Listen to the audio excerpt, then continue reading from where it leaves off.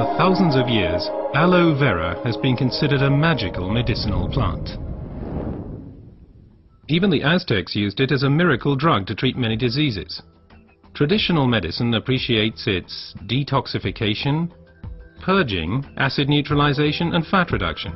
According to modern research, it has a positive effect on blood sugar levels and blood lipid concentration, including cholesterol levels. But aloe vera is not always aloe vera.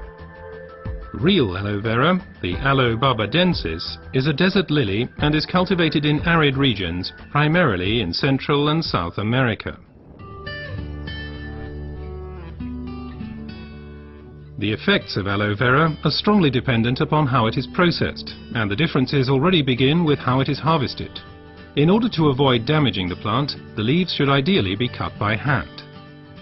As the outer skin of the leaf contains poisonous aloin, a substance that protects the plant from animals and has a laxative effect on humans, the skin must be carefully separated from the inner leaf gel. This leaf gel is the most valuable part of the aloe vera plant. The gel has been proven to contain over 150 vital substances, such as vitamins, enzymes, polysaccharides and trace elements.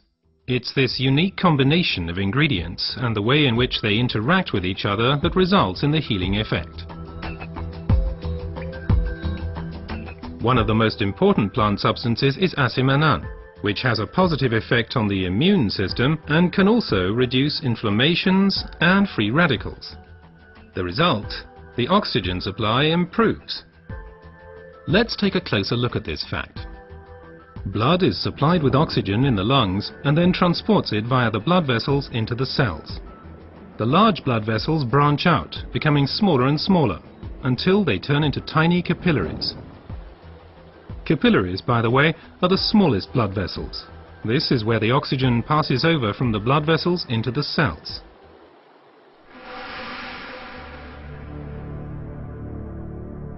Poor eating habits, environmental pollution, stress and increased physical effort weaken our immune system. Free radicals have an easier time of things and can cause microinflammations throughout the body. These inflammations can damage blood vessels and result in a thickening of the fine capillary walls. This swelling constricts the flow of blood, slowing down the blood cells on their way through the capillaries, which, as a result, impedes the oxygen supply.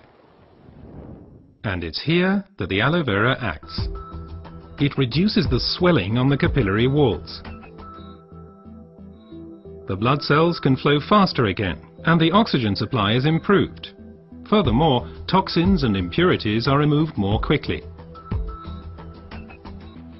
The latest studies have revealed that other natural substances can improve the effects of aloe vera even further.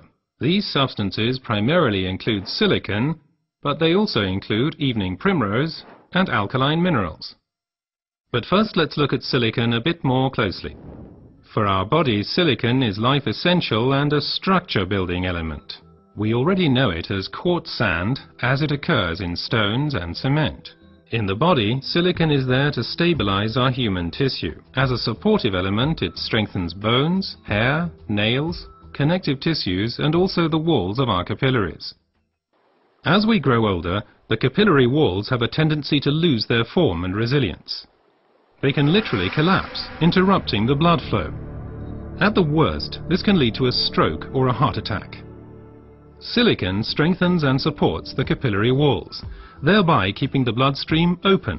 As a result, the erythrocytes can now supply the cells with oxygen more efficiently.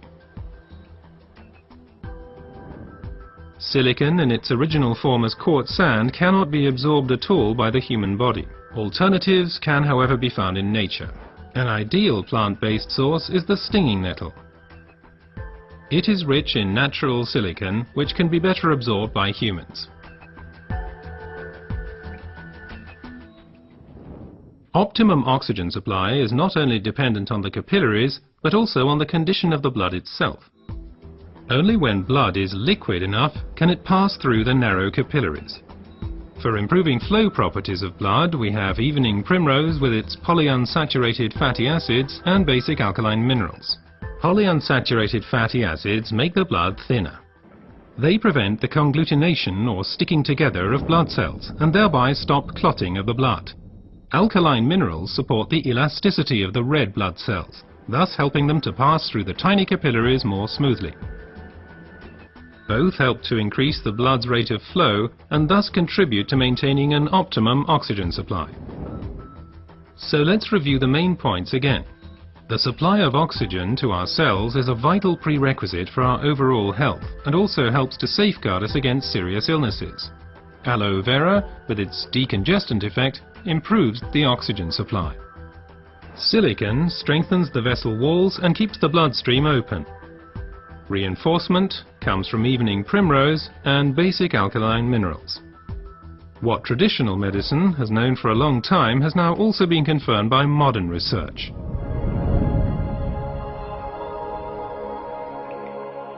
Aloe vera improves your oxygen supply and therefore your general health.